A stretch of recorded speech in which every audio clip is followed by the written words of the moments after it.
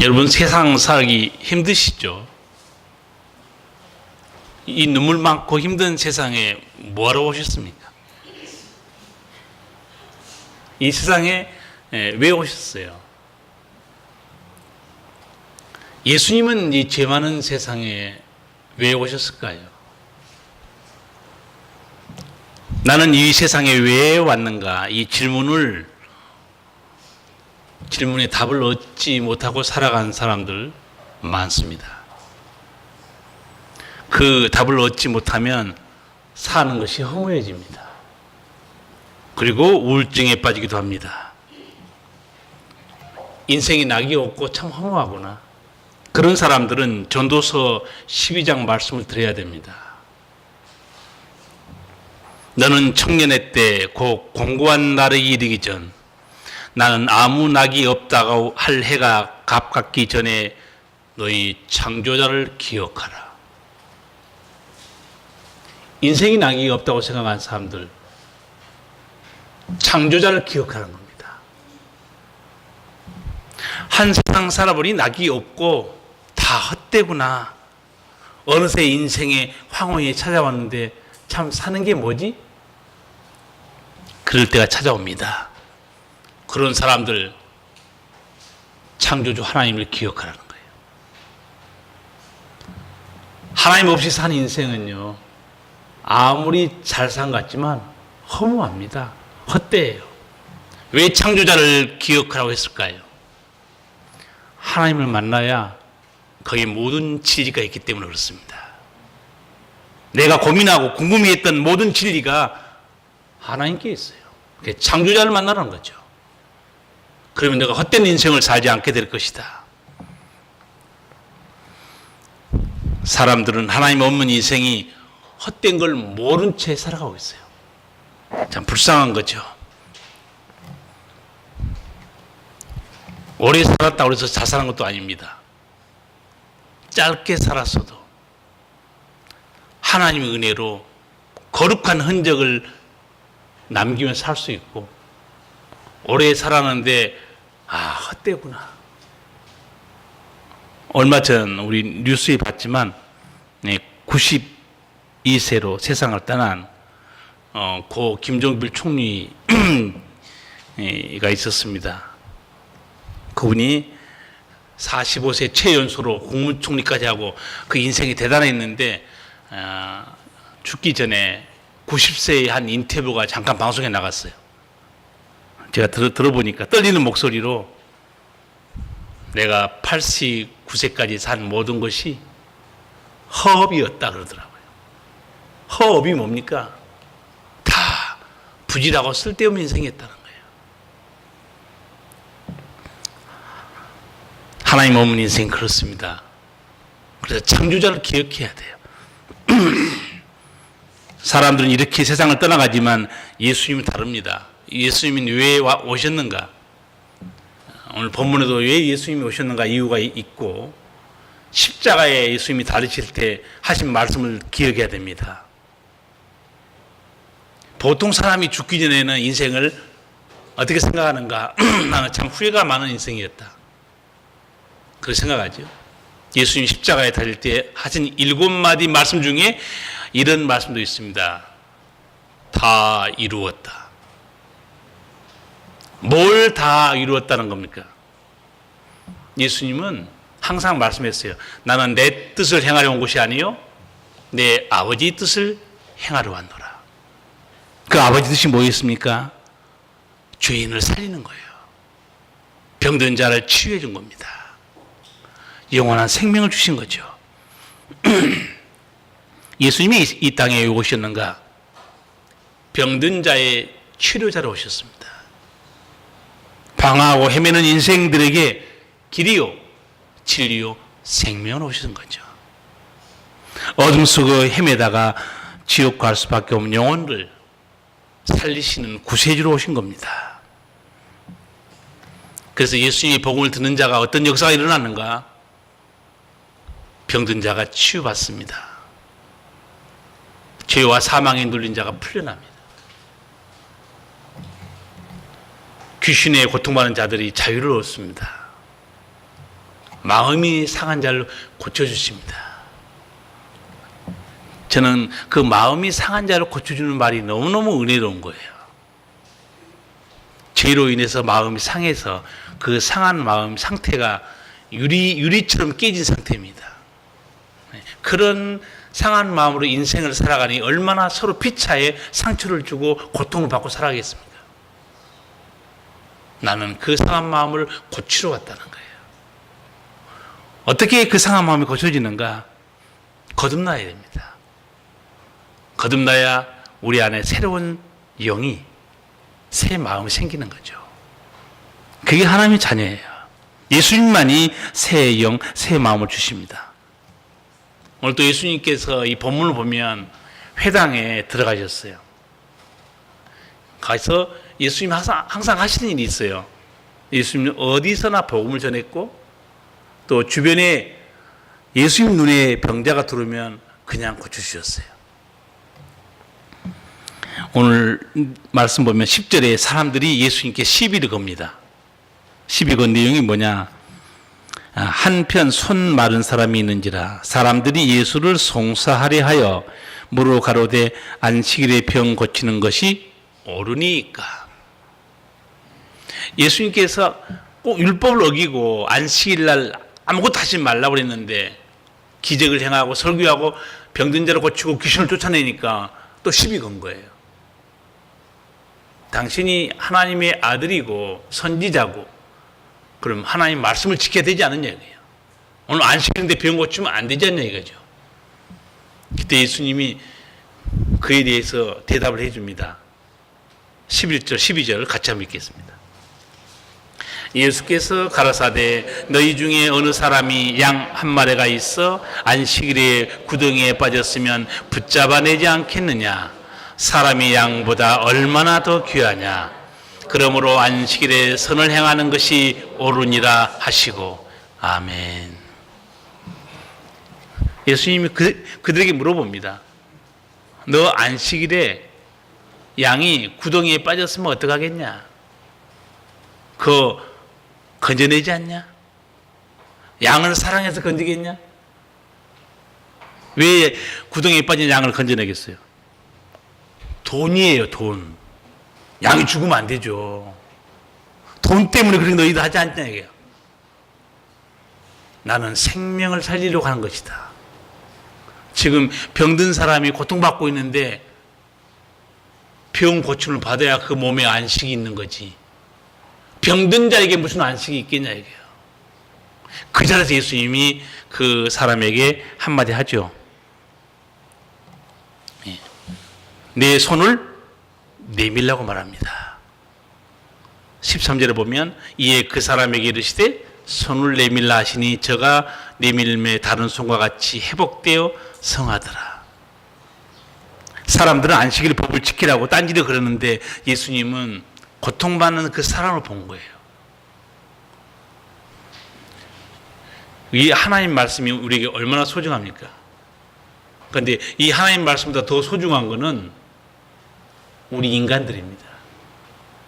하나님의 자녀들이에요. 아버지가 가장 소중한 게 자식이지 말씀입니까? 생각해 보세요. 하나님에게 가장 소중한 건 하나님의 자녀들입니다. 자식이 제일 아까운 거죠, 부모에게는. 율법을 왜 줬느냐? 자녀를 위해 준 거예요. 자녀가 없으면 율법 의미가 없습니다. 자식이 없는데 율법이 왜 필요합니까? 자식이 구원받기 위해서. 자식이 잘못되니까 하나님의 은총을 입으려고 말씀을 주신 거 아니에요. 예수님께서 안식일에 생명을 살려야 되지 않냐. 예, 사람들은 법을 보고 있었는데 예수님은 고통받는 인간을 보고 있었습니다. 근데 이 사람이 다른 성경에는 오른손으로 돼 있어요. 여기는 한편 손 마른 사람으로 그렇게 되는데 손이 말랐다는 것은 손이 오그라든 겁니다. 장애자죠. 손을 쓸 수가 없는 거죠. 예수님이 그 사람의 고통을 보시고 풀어주셨어요. 아무것도 해결도 못할 인간들은 말이 많아요. 그렇죠. 아무것도 해주지 못할 인간들은 시비 걸고 말이 많은데 예수님은 말없이 조용히 그 사람을 고쳐주셨어요. 나는 이 사람이 치유받는 것에 대해서 좀 깊이 묵상해 봤어요. 여러분도 한번 생각해 보기 바랍니다. 이 사람이 왜 이렇게 자기 오그라든 손이 치유되는 기적을 경험했는가? 이유는 간단해요. 예수님 만나기 때문에 그렇습니다.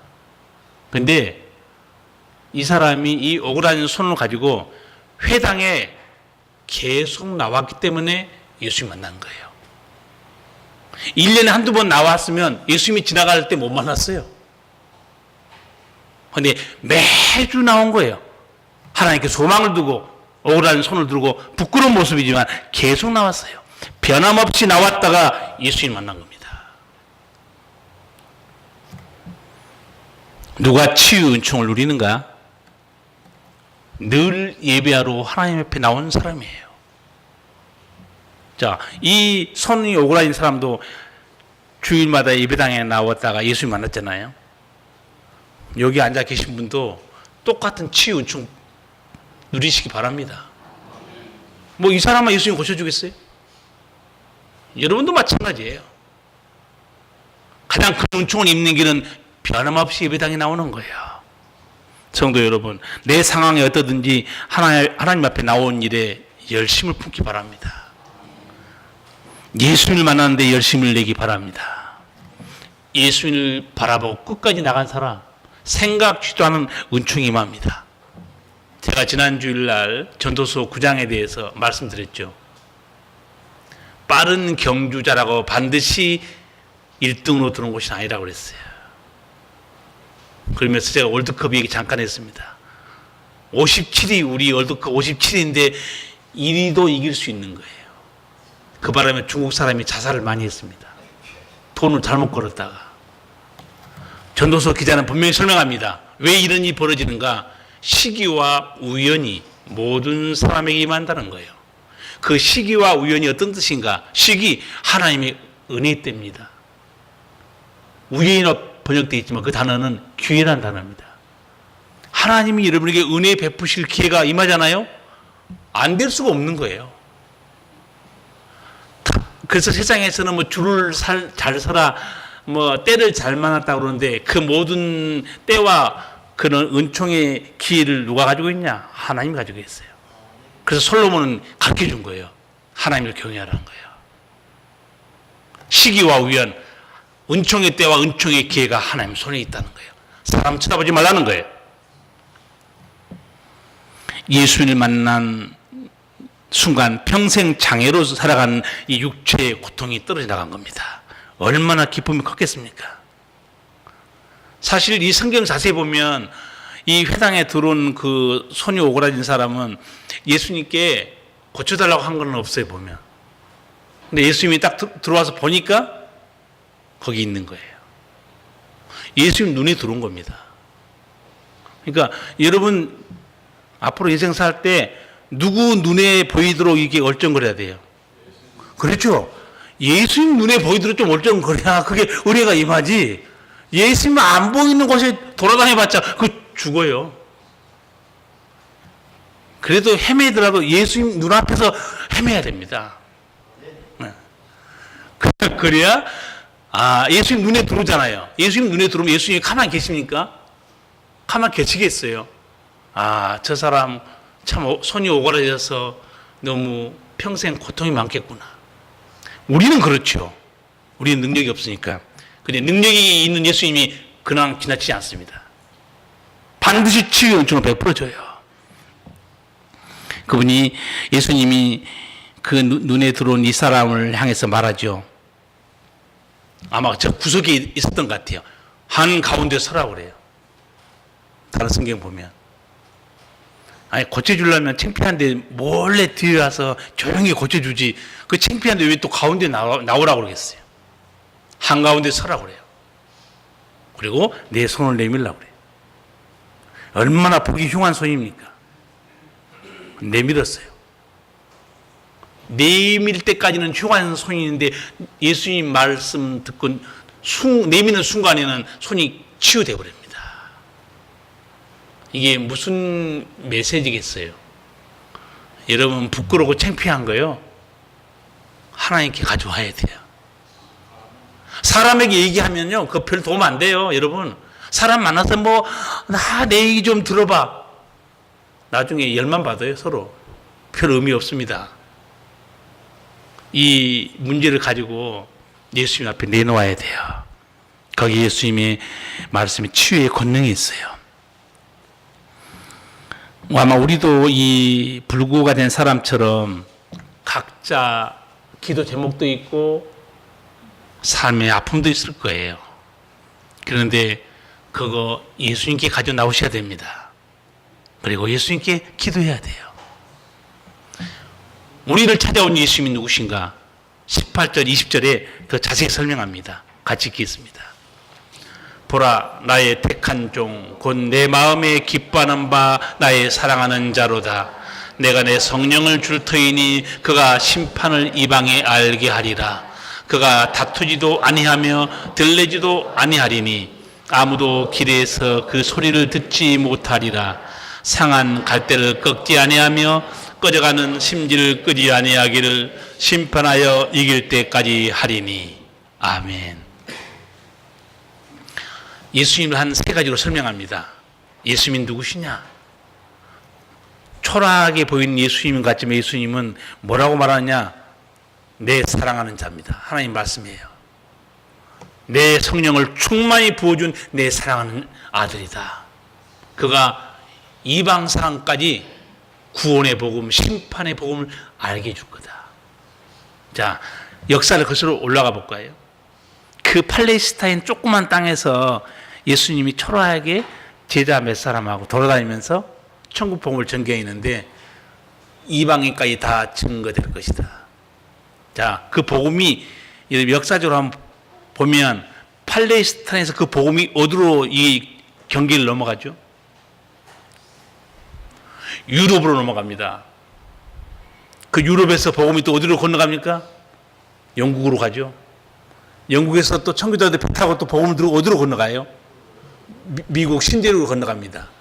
미국에 있던 사람들이 또 배 타고 어디까지 왔어요? 우리나라까지 왔지 않습니까? 우리도 복음을 들은 거 아니에요? 온 세상 천국 복음을 듣게 될 거란 거죠. 우리 동네로 말할 수도 있어요. 예수님이 여기서 태어나셨다면 우리 동네에서 복음을 전했을 거예요. 그리고 혹시 저도 사도가 됐는지 모르죠. 불러다가 일꾼 삼았으면. 대한민국에서 전한 복음은 온 세계로 전해질 수 있습니다. 예수님이 그 복음을 전한 사람이다.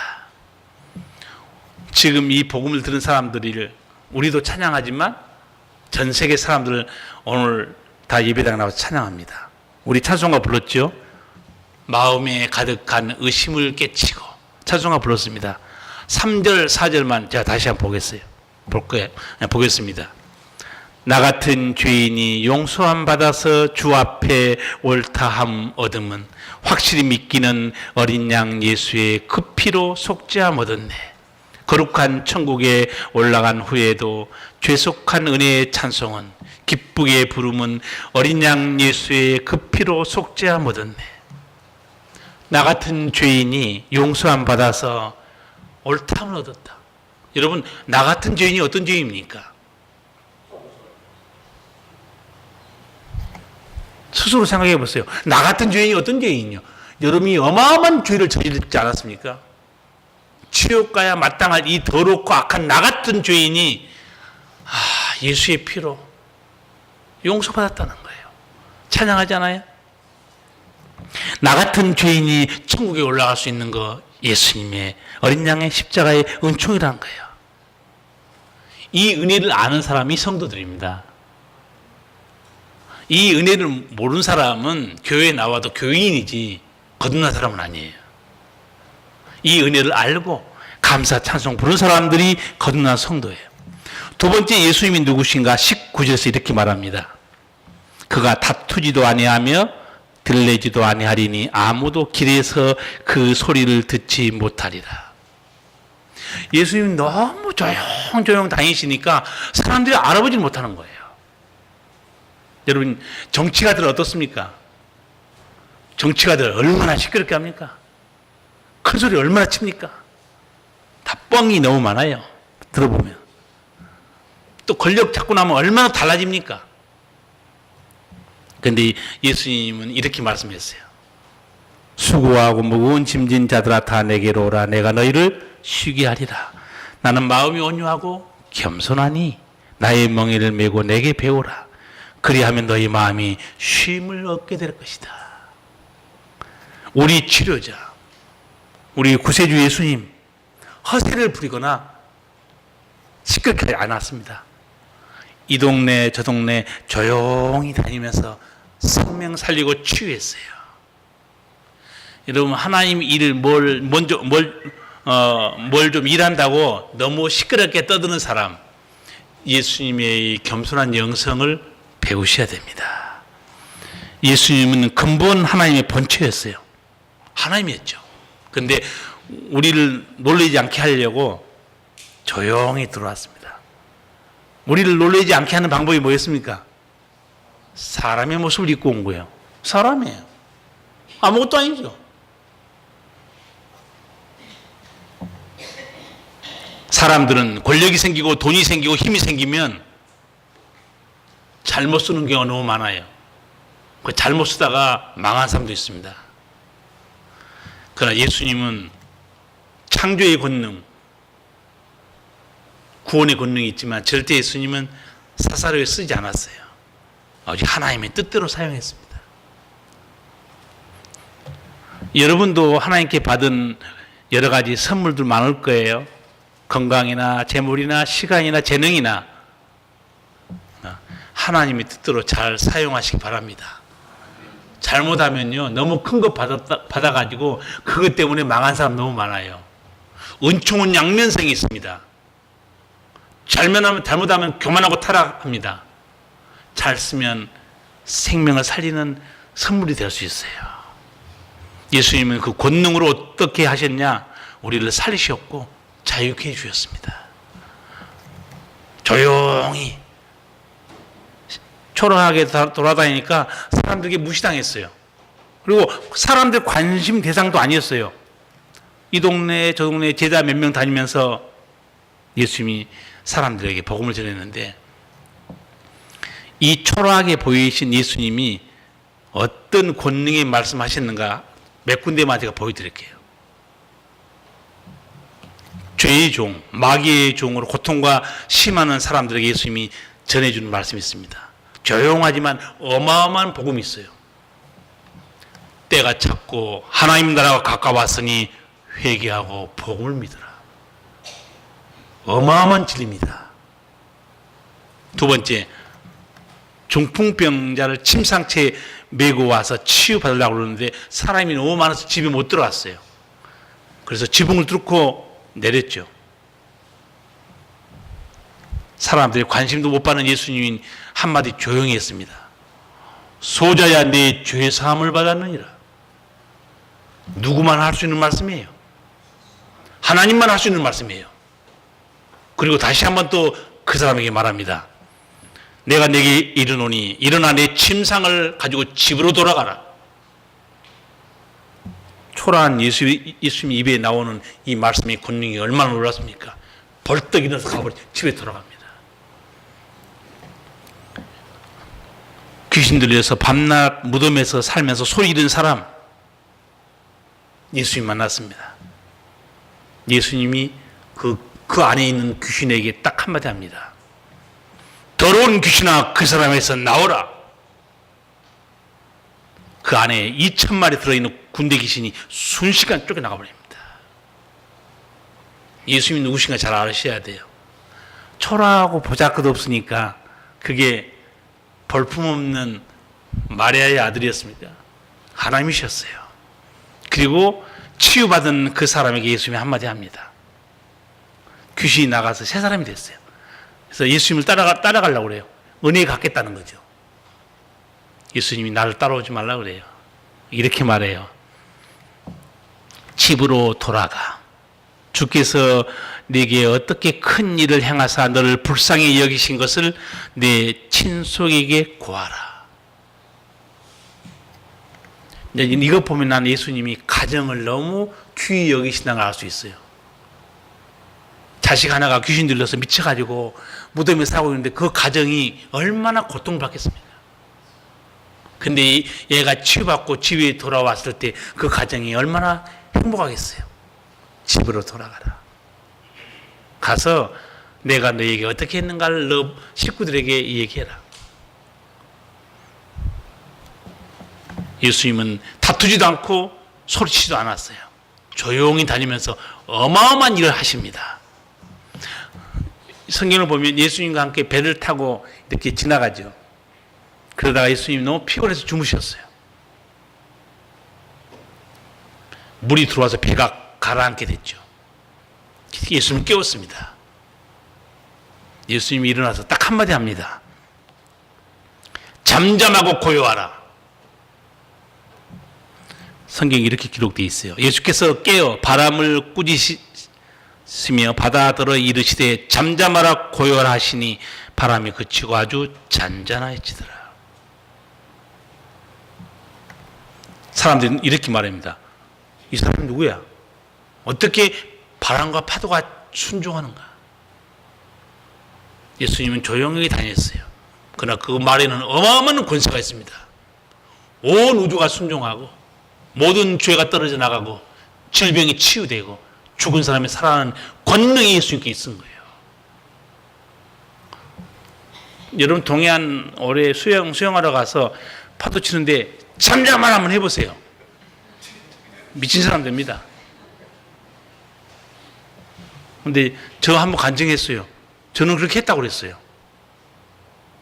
저는 잠잠만 하니까 바다가 잔잔해진 거예요. 꿈에서 그랬어, 꿈에서. 비 오는 사람들 꿈에서 한번 해보세요. 되는가? 아니, 비 오는 사람들 꿈에서 한번 해보시라고 바다가 잔잔해지는가? 저는 실제는 아니어도 꿈에서 하나님 체험한 게 상당히 많아요. 전혀 뭐 비 오는 눈치 같은데 우리가 이렇게 말하면 정신병 돼야죠. 예수님은 잔잔하라. 사람들이 놀래 자빠진 거. 저분이 누구냐 이게. 어떻게 바람과 파도가 순종하나 이거지. 조용히 다니셨던 예수님 실제로는 전능하신 하나님이었어요. 이사야 보세요. 예수님은 어떻게 예언되어 있는가. 전능하신 하나님 영존하신 아버지 평강의 왕이라 할 것입니다. 이 예수님을 모시고 산 여러분 얼마나 감사한 일입니까? 그러니까 예수님 가까이 하셔야 돼요. 아까 제가 말씀했죠. 그 회당에서 손 오그라진 사람이 치유받은 거 1년에 한두 번 나왔으면 예수님 못 만났어요. 그래서 내가 일부 예배 드리는데 딱 그런 말씀이 은혜 받을 만한 우리 집사님 한 분 오셨어요. 집사님 아마 속으로 많이 은혜 받았을 거예요. 왜? 자기가 바빠서 잘 못 나오거든요. 내가 예배 끝나고 자주 나오세요. 언제 기적이 일어날지 모릅니다. 그렇죠.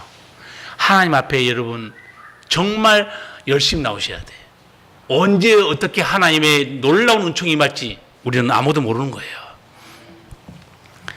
마지막으로 예수님이 조용히 한 말씀 하신 거로 어떤 역사가 일어나는가 하나 더 소개하면 십자가에 달린 강도 양쪽에 두 명이 달렸죠. 한 명이 예수님께 부탁하죠. 당신의 나라에 임하실 때 나를 생각하소서. 그때 예수님이 죽는 순간에 조용히 한마디 하죠. 그 강도에게 뭐라고 말합니까?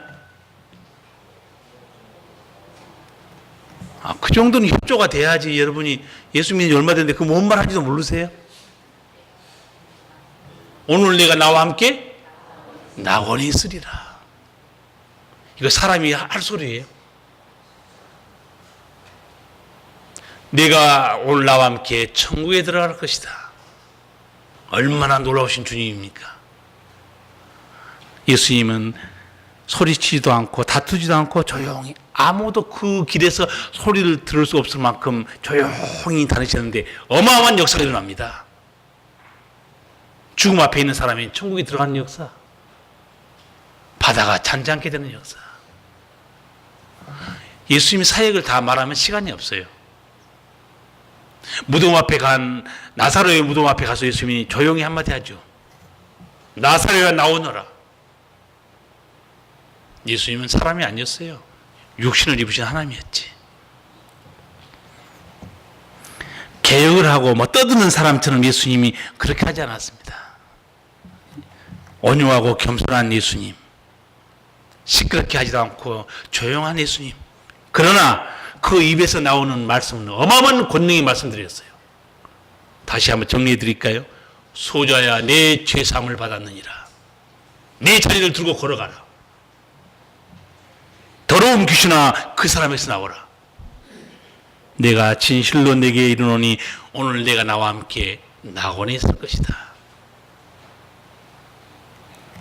우리는 어리석게도 별 도움도 되지 않는 사람들에게 자기 문제를 너무 많이 얘기해요.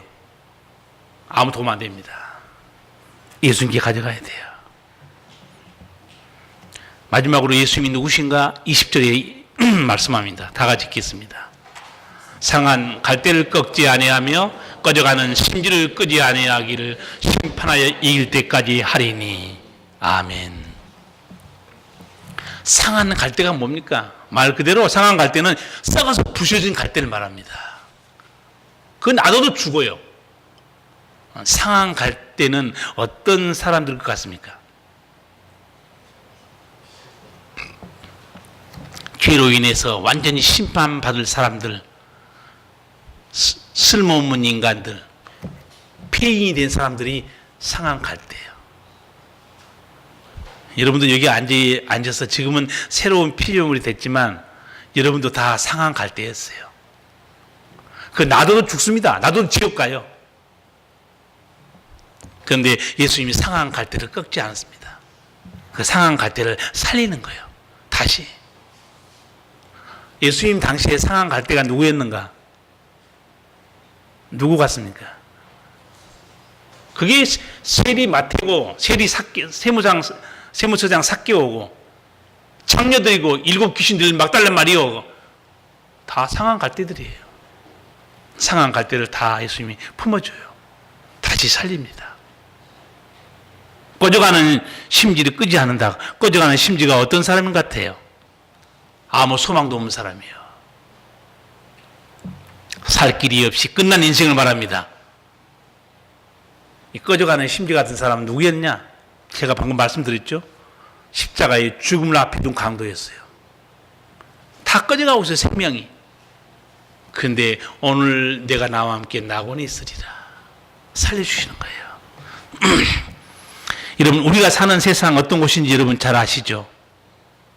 천한 자가 무시당한 곳이에요. 힘없는 자가 짓밟히는 곳입니다. 갑의 행포에 을이 눈물 흘리는 곳이에요. 죄인들은 매장되는 곳입니다. 그러나 잘 나가는 사람들은 대우받는 곳이에요. 힘 있는 사람이 큰 소리 치는 곳이에요. 그런데 천한 자들도 가장 존귀하게 대우받는 곳이 있습니다. 그게 어디냐? 세상은 없어요, 그런 곳이. 예수님의 품입니다. 악한 죄인도 새로운 피조물로 하나님의 은총을 받는 곳이 있어요. 어디냐? 예수님 품이에요. 다른 곳은 없습니다. 상한 갈 때도 새롭게 되어 독수리처럼 날개치며 올라가는 곳이 어디냐? 예수님 품이에요. 꺼져가는 심지 같은 인생들 다시 활활 타오르는 새로운 인생 어디서 가능하냐? 예수님 품입니다.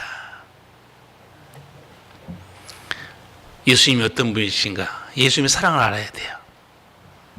뭐 한때 옛날에 광고 중에 너희가 개 맛을 아느냐 그 광고가 한참 많이 나갔었는데 요새 보니까 또 누가 너희가 사랑을 아느냐고 뭐 책을 썼길래 뭔 책인가 대충 보니까 그 결혼 잘못한 사람 청년 남녀에게 연애 코치해 준 책이더라고요. 요새 그 연애 잘 못해가지고 결혼 못한 사람도 많거든요. 이렇게 하면 연애가 잘 되고 결혼한다고 성공한다고 사랑에 대해 썼더라고요.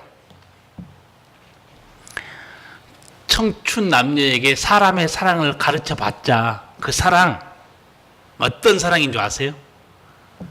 여러분이 아주 70, 80 세대 은혜 받은 대중가요 딱 두 개만 소개할게요. 아, 사랑이 이런 거구나. 사랑이 무엇냐고 물으신다면 눈물의 씨앗이로 말하겠어요. 누가 불렀어요? 역시 또 잘 아시네. 나오나. 이게 세상 사람이 배운 사랑이에요. 하나 더 유명한 배운 노래 하나 소개할게요. 사랑이라면 하지 말 것을 처음 그 순간 만나던 날부터 괴로운 시련 그칠 줄 몰라. 이게 무슨 사랑이에요 이게? 에이 하지 말 것을 처음 만나는 그 순간 눈물이 그칠 줄 모른다. 이게 세상 사랑이에요. 오늘 말씀을 제가 증거하면서 여러분에게 묻고 싶어요. 여러분 하나님의 사랑을 아십니까? 아멘 하는 사람 잘 살아야 돼. 그러면 하나님의 사랑이 어떤 사랑인가 오늘 여기 보여주죠. 상한 갈대를 꺾지 아니하시며 꺼져가는 심지를 끄지 않으시는 사랑, 그게 하나님의 사랑입니다. 우리하고 달라요. 이 사랑 때문에 허물과 우리 부끄러움에도 불구하고 우리가 하나님의 은혜로 살아가는 거예요. 이 사랑 때문에 탕자처럼 방황하고 오늘은 이 사람 내일은 저 사람 방황한 사람도 은혜로 살아가는 겁니다. 늘 하나님의 은혜로 우리 믿음 없는 사람들 헛된 길로 갈 때마다 예수님 손을 딱 잡고 다시 끌어갑니다. 손 한번 펴보세요. 지금 예수님이 내 손 잡고 있는 거 보인 사람? 목사님 없는데요? 어두운 사람이에요. 주님이 내 손을 잡고 가신다니까.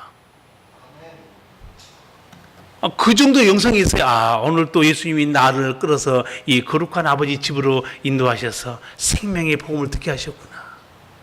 얼마나 큰 은총입니까? 우리가 이 예수님을 알고 사랑을 알고 살아갑니다. 오늘 여러분이 말씀 다 들으셨어요. 항상 아버지 앞에 나가는 거 게을리하면 안 되겠구나. 언제 우리 주님의 은혜가 내게 임해서 내 질병이 떠나가고 내 삶의 무거운 짐이 떨어져 나가고 내 인생이 봄날 돼서 찬양하는 은혜 분명히 하나님께 있습니다. 예수님께 있어요. 여러분이 믿음으로 항상 주와 동행하는 성도들 되기 바랍니다. 기도하시겠습니다. 살아계신 우리 주님 은혜를 감사합니다.